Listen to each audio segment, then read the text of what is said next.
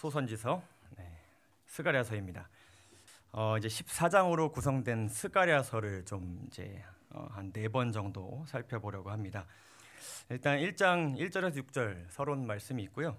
1장 7절부터 6장에 이르는 8가지의 이상이 있습니다. 환상이 있습니다. 이것에 대한 말씀은 다음 주에 살펴보겠고, 7장과 8장에 걸쳐서 이 금식의 의미와 회복의 약속이라는 주제로 또 말씀이 있고, 아주 중요한 말씀이죠. 9장에서 14장에 이르는 긴 말씀 동안 이 메시아의 예언들이 아주 가득 차 있는 그런 말씀이 있습니다. 특별히 이 스가랴서는 이 예수 그리스도로 가득 찬 그런 말씀인데요. 그리고 환상과 예언들이 아주 많음으로 인하여서 이 책은 구약의 요한계시록 같은 그런 책입니다. 그래서 우리가 이제 계시록 처음 시작할 때 어떻게 시작하죠? 누구의 계시라? 예수 그리스도의 계시라. 이 책에 그렇게 시작하진 않지만 마치 그 책과 같은 종말의 시대에 정말 예수 그리스도로 인하여서 온 백성을 이렇게 회복시키고자 하시는 그 하나님의 섭리를 가득 느낄 수 있는 그런 책입니다. 예나 지금이나 오직 예수 그리스도구나라는 것을 알 수 있게 되는 굉장히 감동적인 책인데, 여러 가지 이상과 예언들이 있다 보니까 좀 해설이 필요하고 또 해석이 필요한 부분이 있어서 좀 나눠서 진행을 하도록 하겠습니다. 자, 지난번에 우리가 이제 학개서 살펴보았었습니다. 70년의 바벨론 포로 생활이 끝나고 이제 백성들이 고향으로 이제 돌아가게 되었습니다. 여러분, 이 장면을 한번 여러분 개인의 나름대로의 상상력을 동원해서 한번 감정이입을 해서 상상해 보시죠. 4만 2천여 명의 사람들이 이제 고향으로 돌아가기 시작했습니다. 아주 소수만 돌아간 것이었습니다. 많은 사람들은 바벨론에 정착한 그 터전을 버리지 못하고, 개업한 식당 닫지 못하고, 대학에 보낸 아이들 차마 자퇴는 시키지 못하고, 많은 사람들이 남겨진 채 이 페르시아 왕국이었죠. 그러나 바벨론 땅, 갈대아 땅에서 그들이 이제 고향으로 돌아가게 되었습니다. 그들이 뒤로 한 그 땅은 이런 곳이었습니다. 전 세계에서 가장 화려하고 가장 기술이 발전되었으며 가장 풍요로운 곳, 가장 많은 것을 누릴 수 있었던 곳을 그들이 떠나야만 하였습니다. 무려 70년이었습니다. 오랜 시간 동안 그들의 삶은 충분히 정착하고도 남고 다음 세대와 그 다음 세대까지 태어났을 법한 그런 세월이 지났고, 그들은 정말 하나님께서 주신 그 약속 하나만 바라보고 이 화려한 갈대아 궁전들을 뒤로하고 이 척박한 땅을 향해 이제 나아갑니다. 진짜 하나님 하나 믿고 가는 것입니다. 고향으로 돌아가는 그 길, 몇 주, 몇 달 동안 돌아가는 그 길은 이렇게 아무것도 없는 황폐한 땅이었습니다. 그리고 마침내 그들이 당도하게 된 그 고향, 어떤 모습이었을까요? 어떤 문지기가 다 대기하고 있다가 문을 활짝 열어두는 그런 귀환이었을까요? 아니요. 모든 것이 다 무너져 내려 있고 다 흙더미, 그 안에 뭐 예전에 죽은 사람들의 그 뼈들이 이렇게 있고 아무것도 없는 그곳으로 그들이 돌아와야 했습니다. 진리를 찾아가는 길은 참 이런 것 같습니다. 우리가 정말 좋은 것 찾아서 우리 삶에 가장 좋은 것을 주시는 분을 찾아서 가는 그 길은 사실 많은 좋은 것을 뒤로하고 어쩌면 정말 이렇게 황폐한 길, 막상 도달하고서도 뭐야 이거 생각보다 너무 뭐가 없는 것 때문에 당혹스러운 그런 길일 때가 많이 있습니다. 우리 진리의 불교회로 이렇게 진리로 찾아오신 분들, 그 지난 삶과 지금의 삶 비교해 본다면 물론 많이 채워진 것 있고 많이 얻은 것 있지만 또 뒤로 한 많은 또 잃은 것들 분명히 있으리라 생각이 듭니다. 그러나 정말 하나님 하나 바라보고 온 그들은 선지자왕을 보게 되면 황폐한 광야를 건너는 긴 여행을 무사히 마치고 하나님의 많은 자비에 대해 감사하는 어떤 무리요? 행복한 무리로 표현하고 있습니다. 그래도 행복했습니다. 그래도 돌아왔기 때문에, 우리 하나님의 집으로 돌아왔기 때문에, 나의 하나님의 품으로 돌아왔기 때문에, 그곳이 비록 폐허고 아무것도 없고 정말 앞으로 막막한 그런 인생이 상상되지만, 그럼에도 불구하고 그들은 행복한 무리였습니다. 그래서 그들은 무너지고 파괴되었던 것을 다시 세우는 일에 즉시 착수하였다. 즉시 착수하였다. 사명감을 가지고 회복을 향해 그들이 삽을 들었습니다. 그러나 우리가 살펴보았던 것처럼 그들이 그렇게 행복하게, 계속 행복하게 사단은 가만두지 않았습니다. 많은 주변 사람들과 그리고 여러 대적들을 동원해서 그들의 그 행복한 신앙생활, 회복으로 가는 여정, 진리 안에 있는 삶을 아주 처참하게 짓밟았습니다. 뭔가 하려고 하면 계속 멈춰지고, 뭔가 하려고 하면 오해가 쌓이고, 뭔가 하려고 하면 문제가 오히려 더 커지고 마침내 그들 마음 가운데 있었던 그 행복과 열심히 살아보고자 하는 그 동력이 완전히 상실되게 되었습니다. 내가 이러려고 돌아왔나? 내가 이러려고 진리를 찾아왔는가? 내가 이러려고 하나님 품에 다시 돌아왔는가? 그러한 허탈감, 요즘 말로 현타라 그러죠. 그러한 마음을 가진 채 그들은 이렇게 이야기하였습니다. 여호와의 전을 건축할 시기가 이르지 아니하였다.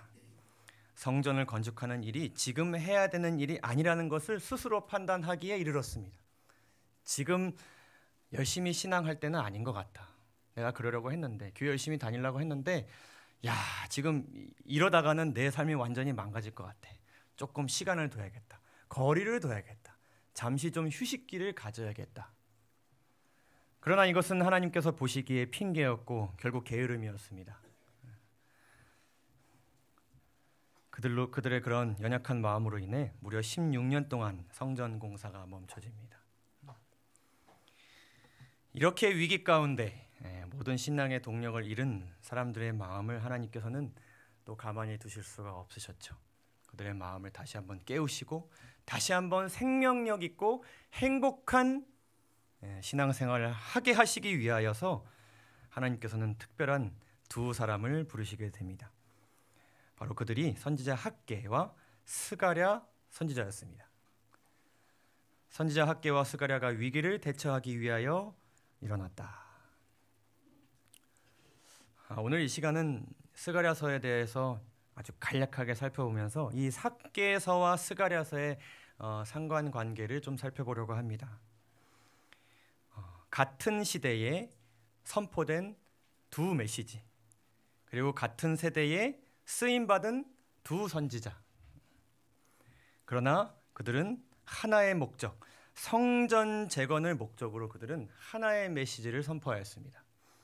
그러나 이들이 선포한 그 메시지는 조금의 초점과 조금의 그 메시지의 핵심은 같았지만 그 메시지가 전달되는 여러 가지 그 과정이나 내용은 조금 차이가 있었습니다. 어떤 차이가 있었는가?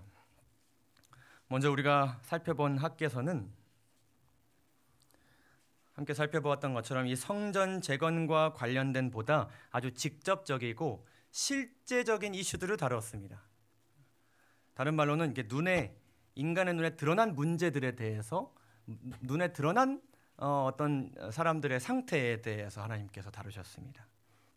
그래서 백성들의 행위, 그들이 보여지는 그런 행위들, 그리고 실생활, 그리고 실제로 신앙하며 살아가는 그 실생활에 대한 아주 구체적인 진단과 함께 하나님께서는 실제적인 해결 방안과 아주 실제적인 약속을 그들에게 주셨습니다. 그래서 학개서의 말씀은 아주 우리의 그 실제 생활과 아주 밀접한 그런 말씀을 주신 내용이 굉장히 많습니다. 우리가 신앙생활 하는 데 있어서 이런 부분은 굉장히 중요합니까? 이 신앙이라는 것이 이렇게 감성적이고 그냥 감정적이고 그냥 머릿속에서 지식과 어떤 이렇게 관념과 사상으로만 이렇게 떠도는 그런 것이 아니라 그것이 우리의 행동으로 나와야 하면서 하나님께서 주신 그 마음 받아서 우리가 실제적으로 누군가에게 뭔가를 해야 하는 신앙의 영역은 우리에게 굉장히 중요합니까? 매우 중요하다고 할 수 있겠습니다. 그것이 나오지 않는다면 뭔가 본질적으로 잘못됐다는 것이죠. 그래서 하나님께서는 이 학개서를 통하여서 그들의 실생활을 이렇게 되돌아보도록 하시면서 실제적으로 그들이 어떠한 삶을 살아야 되는지에 대해서 말씀을 주셨고, 그것에 대해서 우리가 좀 살펴보았습니다. 간단하게 좀 다시 한번 살펴보면 학개서 1장 1절, 다리오 왕 2년 몇 월에? 6월에. 이 날짜가 상당히 중요합니다. 이 날짜가 이 스가랴서에도 이제 이어지는데요. 6월에 멈춰진 성전 재건에 대해서 하나님께서 이렇게 말씀하셨습니다. 그것은 이렇게 그냥 그들의 어떤 이렇게 보이지 않는 영역에서 발생한 문제가 아니라 실제적으로 그들이 성전 재건을 하고 있지 않았습니다. 그리고 뭐에 대해서 계속 이렇게 뭐를 꾸미는 일에 그들이 온 정신을 다 쏟고 있었죠? 성전이 아니라 자기 집, 내 집, 내 집을 더 견고하게 하고 내 집을 방어하는데, 보호하는데 거기에 이제 온 신경을 다 쏟고 있었던 모습을 보면서 비록 그들이 그러한 상태에 놓인 것이, 그러한 행위들을 하게 된 것이 우리가 보기에는 그들의 신앙생활을 굉장히 방해한 어떤 어려움을 준 주변 환경 때문에 그렇게 되었다고 생각할 수 있겠지만은, 하나님께서는 분명하게 말씀하시기를 어디로부터 원인을 찾아야 된다. 자기의 행위로부터 문제점을 찾아야 된다고 하나님께서 분명하게 말씀하셨습니다. 내 주변에 누가 있기 때문에, 내 환경이 어떻기 때문에 성전을 짓지 못하는 게 아니라 성전을 짓고자 하지 않는 나의 자기의 행위를 살펴보라고 하나님께서 말씀하셨습니다. 원인은 누구에게 있어요? 나에게 있는 것입니다. 우리가 살면서 이렇게 여러 사람들을 이렇게 상대하고 또 사귀어보고, 또 어떤 분들은 여러 교회를 다니시는 경우도 있고, 또 여러 공동체와 사귀는 경우도 있고요. 또 어떤 경우에는 여러 직장을 다니시는 경우가 있는데, 우리가 사실은 한번 생각해 볼 필요가 있는 것은 내가 가는 곳마다 이렇게 생기는 어떤 문제들이 있어요. 근데 그것이 어떻게 보면 내 주변을 둘러싸고 있는 것들 때문에 계속해서 그 문제가 발생하는 것일 수도 있지만, 다르게 생각해 보면 내가 그곳에 갔기 때문에 그 문제가 생기는 것일 수도 있어요. 그래서 하나님께서는 이 말씀을 통해 우리에게 주시는 말씀, 주고자 하시는 말씀은 그럴 때 우리가 여기도 똑같구나, 여기도 비슷한 사람들이 있구나라고 생각할 수도 있겠지만, 그런 사람들은 어디에나 있어요. 하나님의 말씀을 따르는 사람들이 어디를 가든지 그런 사람들은 늘 있어요. 그러나 그런 사람들을 대하는 나의 마음과 나의 정신과 나의 행동을 우리 스스로가 좀 냉정하게 보고, 그렇게 할 때에 하나님께서는 그 사람을 어떻게 하실 수 있냐면 발전시키실 수 있어요. 우리가 주변 환경을 이렇게 바꾸고 상대를 바꾸는 일은 참 어려운 일입니다. 그러나 그 사람을 대하는 나의 마음이 변화되면 사실 그것이 하나님께서 보시기에는 가장 쉬운 방법이고 가장 좋은 길이라는 것을 하나님께서 우리에게 알려주고 계십니다. 그러시면서 말씀하시기를 너희는 지금 스스로를 돌아보면서 어떻게 하라? 성전을 건축하는 데 돌입하라. 삽을 들고 곡괭이를 들고 현장으로 나아가라는 실제적인 말씀을 주십니다. 자, 그러면서 한 달이 지나고 또 어떤 문제가 발생했었죠. 그것은 옛 영광을 본 자들의 한탄이 있었습니다. 70년 전에 그 화려한 솔로몬 성전을 본 사람들이 계속해서 이 성전 재건의 과정을 보면서 뭐라 그러냐면은 참 옛날에는 이렇게 성벽이 허름하지 않았는데, 옛날에는 이렇게 이렇게 재료가 부족하지 않았는데, 혹은 이렇게 이렇게 젊은 세대가 뭔가 일하는 모습을 보면서 예전에는 참 이렇게 기술자들도 많았는데 뭔가 서툴고 뭔가 아쉽고 뭔가 부족한 이 모습으로 인하여서 성전은 계속 지어지는데 마음에 뭐가 있어요?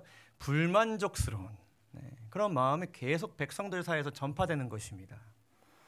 그때 하나님께서는 또 말씀을 주셨죠. 이 땅 모든 백성아 스스로 굳세게 하여, 이 말은 다른 번역으로 하면 힘을 내라. 힘을 내라. 그러면서 말씀하시기를 너희가 어떻게 할지어다, 일할지어다. 이 보이는 현상에 대한 판단과 평가하지 말고 뭐 해라? 일해라.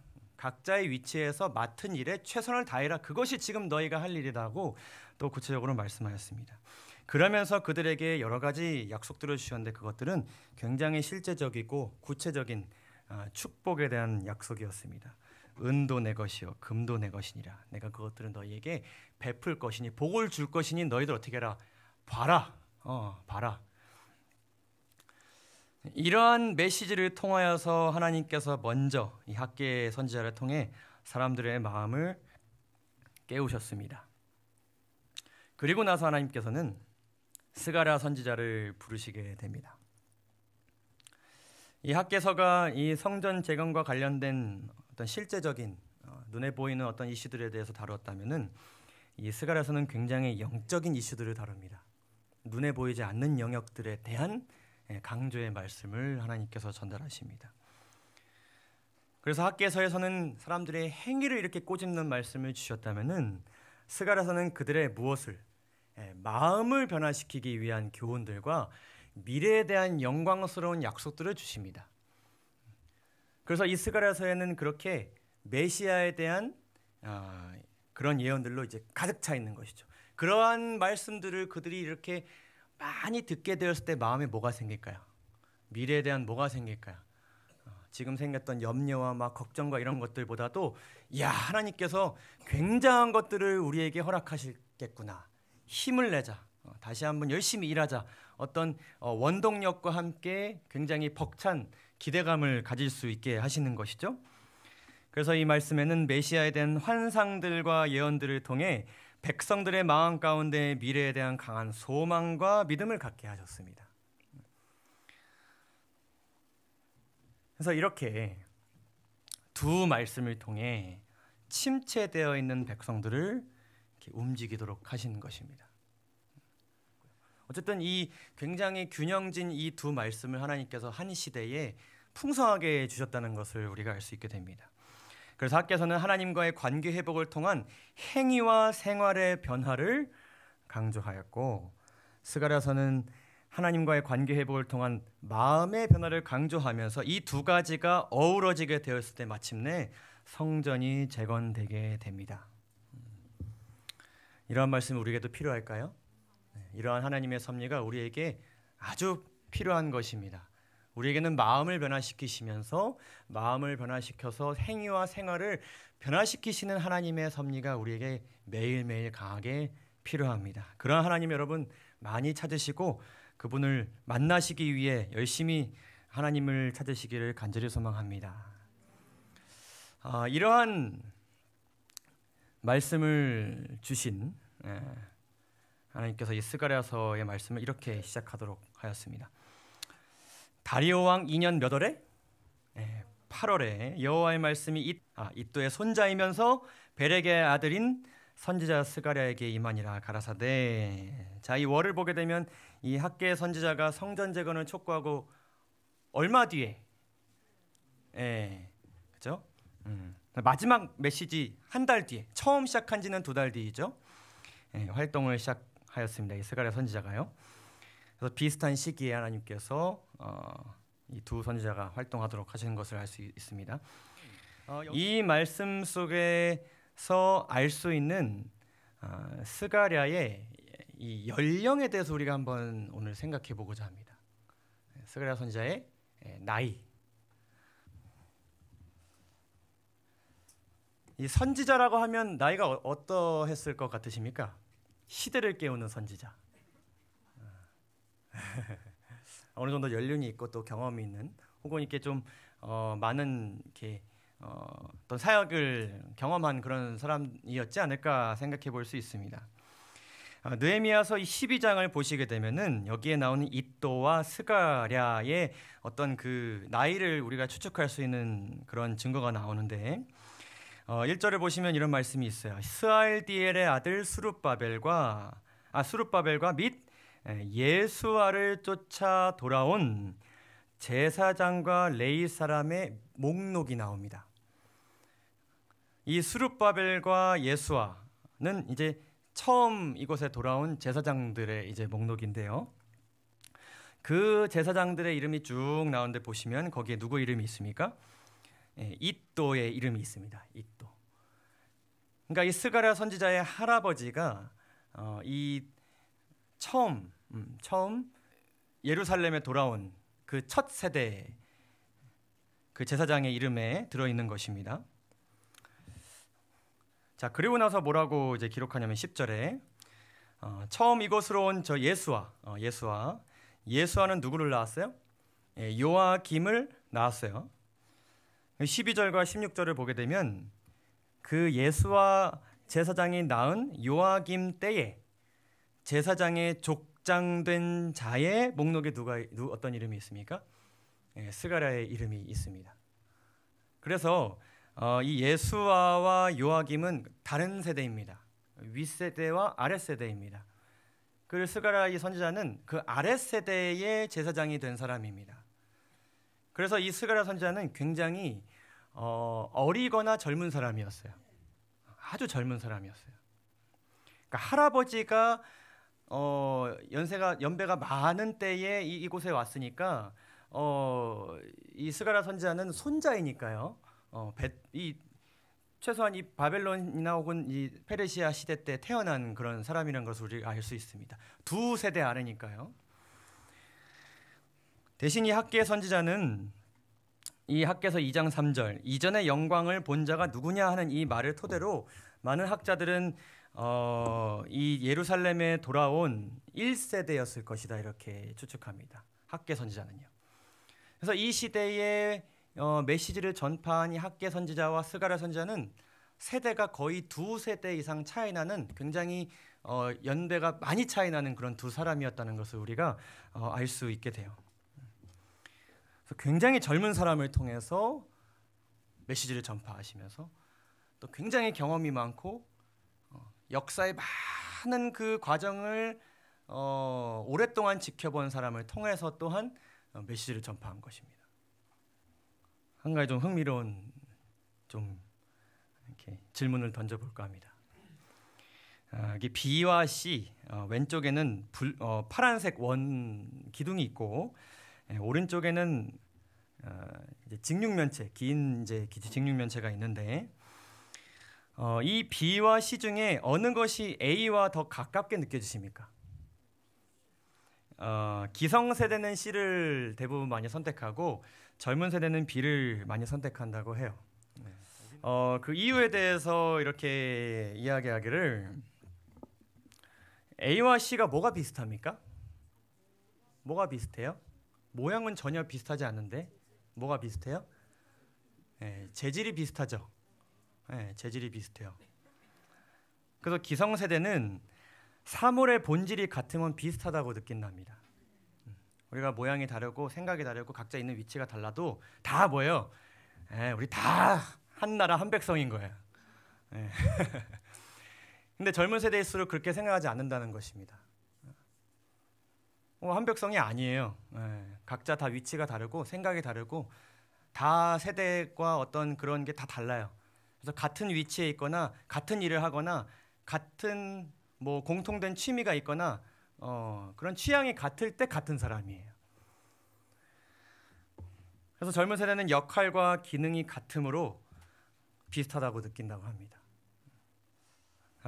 외국 사람들이 우리나라의 그 기상 예보를 보면서 굉장히 놀라는 게 한 가지가 있다고 해요.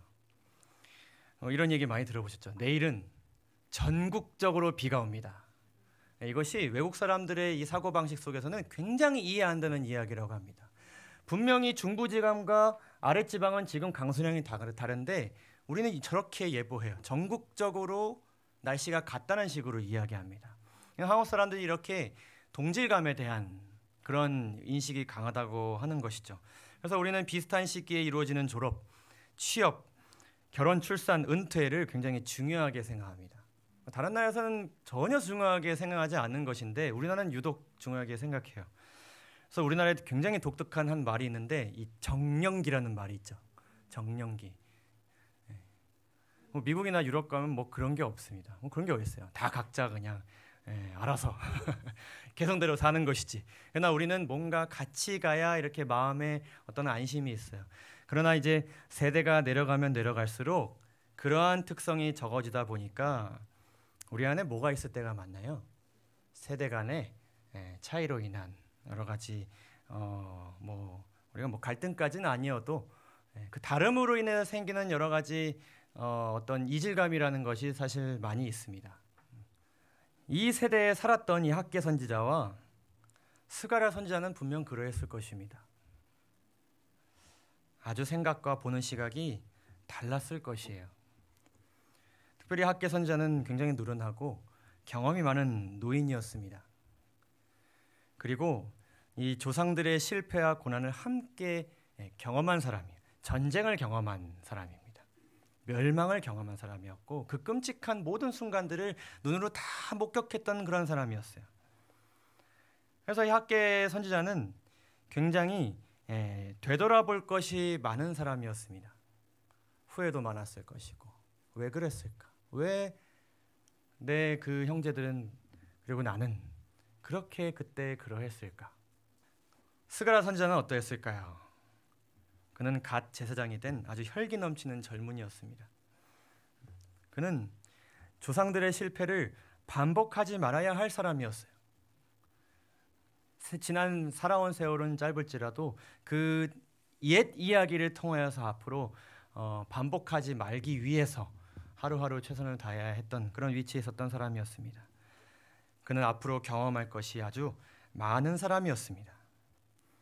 근데 하나님께서는 개혁을 위해서 이 다른 두 세대를 함께 사용하셨다는 것입니다. 그리고 이들은 같은 목적을 가지고 서로 각자의 위치에서 협력하였다, 순종하였다, 최선을 다했다라는 사실을 우리가 알 수 있게 됩니다. 성경에는 이렇게 나이 많은 세대와 젊은 세대가 함께 협력하는 몇 가지 예들이 있습니다. 베드로전서 5장 13절을 보게 되면 내 아들 마가라고 표현된 한 사람이 있어요. 근데 이 사람은 사도 바울과 바나바와 베드로의 동역자였습니다. 근데 이 동역자라는 것은 이렇게 동등한 위치에서 바울이 하는 것을 대신하거나 똑같이 하는 그런 사람은 아니었고 이 사도들이 여러 가지 일들을 행하는 데 있어서 굉장히 필요한 부분들을 채워주는 그런 사람이었습니다. 다른 말로 하면은 심부름꾼과 같은 그런 사람이었습니다. 그래서 이 마가가 굉장히 실수도 많이 했고 잘못도 많이 저지르고요. 그가 사도 바울과 함께 있을 때는 도저히 이 사람과 내가 더 이상 선교행 못하겠다 싶어서 도망가는 그런 젊은이였어요. 사도행전의 그 기록을 보게 되면 그가 고난에 익숙하지 않았다, 고난을 경험해 본 적이 없었다 이렇게 기록해요. 그런데 이 마가가 그렇게 부족한 점이 있었지만은 사도 바울도 이렇게 썩 좋은 그렇게 스승은 아니었습니다. 사도 바울도 굉장히 마가를 냉정하게 대할 때도 굉장히 많았고요. 그리고 마가가 이렇게 그를 떠나게 되었을 때 이 사람이랑 더 이상 내가 일을 못하겠다 이런 말도 한 적이 있습니다. 그러나 결국엔 시간이 지나서 사도 바울이 이야기하기를 마가와 이런 사람들이 나에게 위로가 된다라고 기록합니다. 그리고 이 로마의 감옥에 바울이 투옥되었을 때에 마가를 데려오라고 합니다. 저가 나에게 무엇이 될 것이다? 유익이 될 것이다. 그 위대한 이 사도 바울조차도 여러 가지 선교 사역을 하는 데서 결코 혼자 할 수 없었습니다.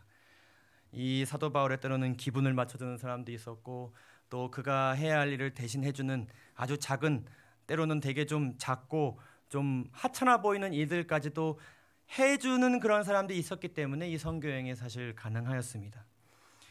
나이가 많고 굉장히 경험이 많고 지식이 많은 사도 바울이었지만 이렇게 젊은 세대와 함께 협력하면서 그의 선교 사역을 이루어 나갔습니다.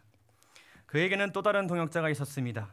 그에게는 디모데라 하는 제자가 또한 있었습니다.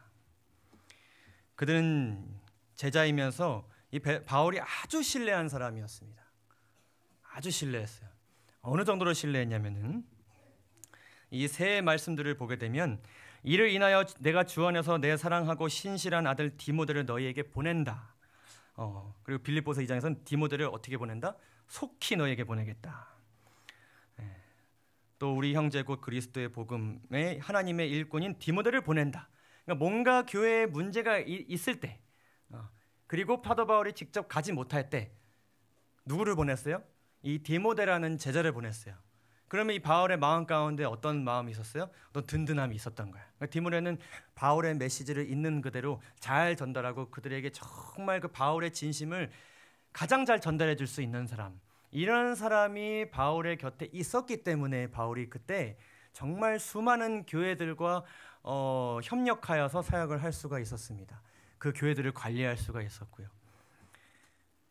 이러한 두 세대를 통한 말씀 선포가 선포된 그때, 스가랴서 말씀을 보게 되면 하나님께서 이렇게 말씀하십니다.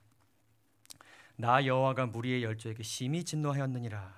그러므로 너는 무리에서 고하기를 만군의 여호와께서 이처럼 이르시되 너희는 내게로 돌아오라.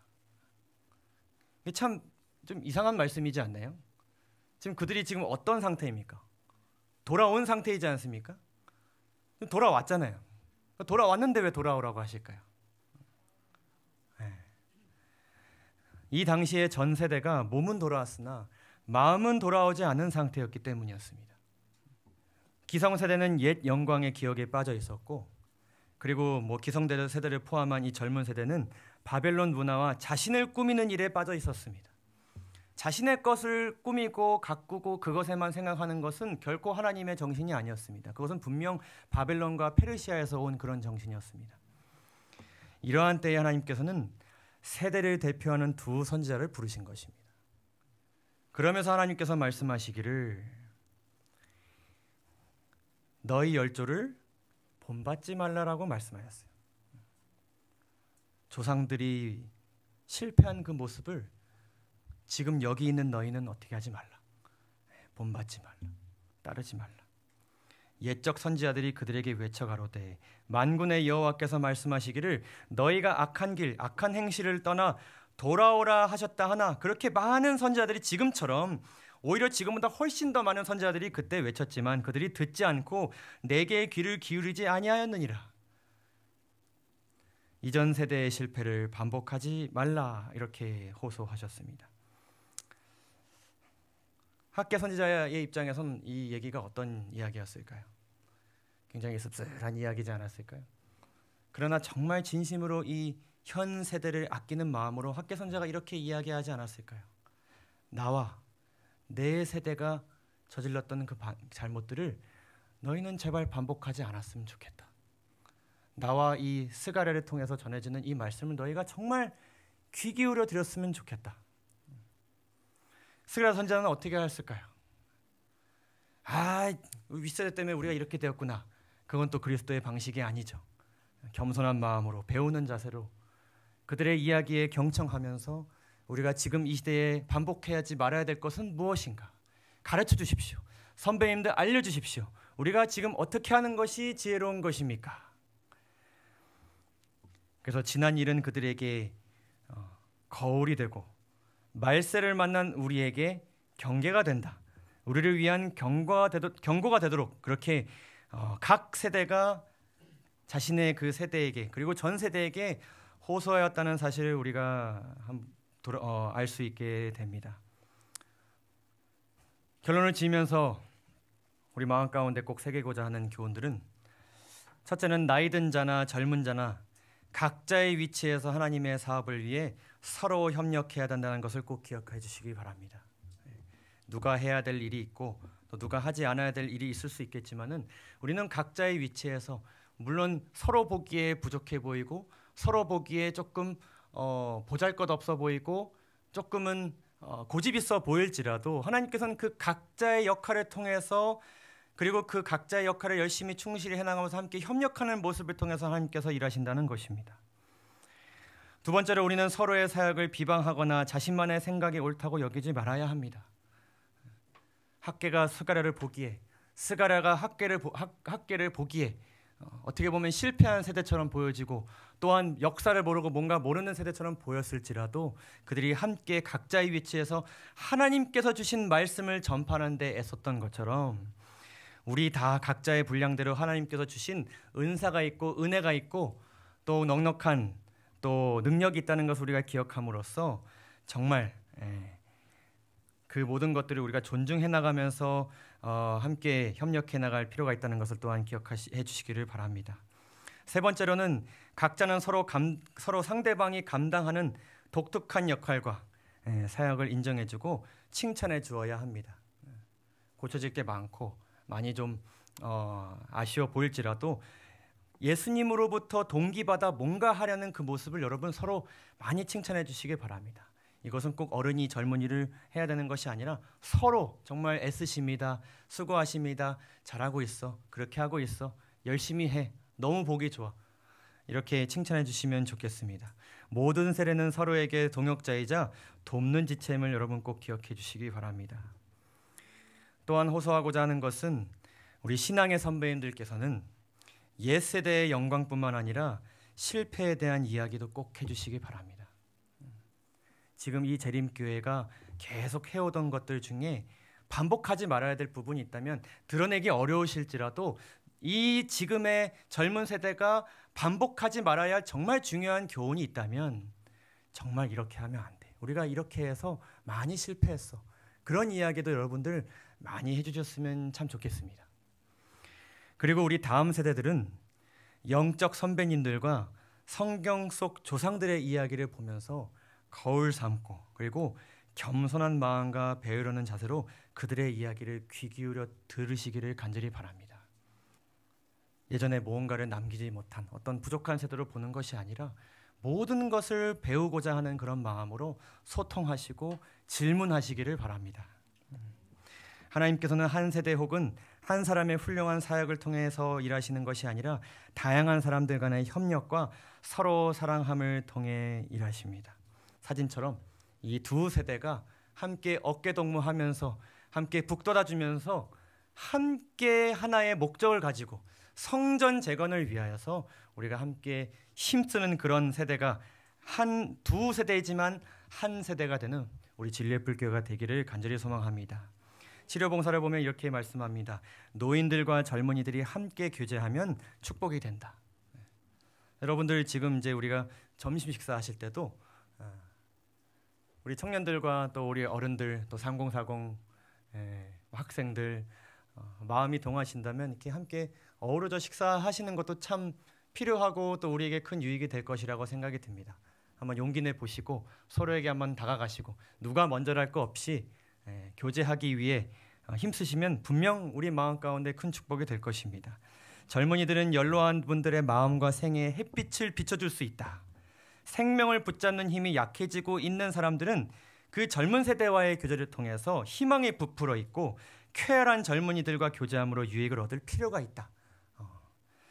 그리고 젊은이들은 나이 많은 사람들의 지혜와 경험을 통하여 도움을 받을 수 있다. 우리 연로하신 분들은 젊은 세대로 인하여서 힘을 얻으시고 또 젊은 세대는 우리 연로하신 분들, 우리 선배님들을 통하여서 인생의 교훈을 배워나가면서 열조들이 반복했던 그 역사는 돌아가지 않으면서 또한 하나님 안에서 새로운 역사를 만들어 나가는 우리 모두가 되기를 간절히 소망하면서 오늘 말씀을 마치도록 하겠습니다. 감사합니다.